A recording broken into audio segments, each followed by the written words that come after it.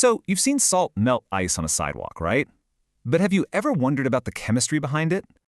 It seems like a simple trick, but this one idea, it unlocks a huge concept you'll need for your exams. Yeah, if this chapter just looks like a total formula mess to you, trust me, you are not alone. But here's the thing. The secret isn't about memorizing all those formulas. It's actually much, much simpler.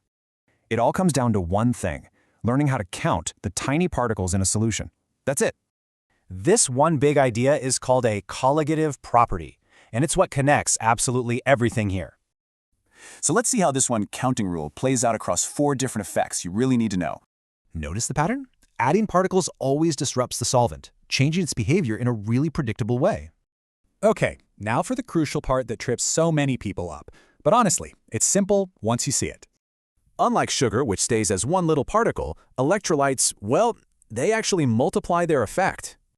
So watch this. 1 unit of salt doesn't just dissolve, it actually splits apart into 2 pieces.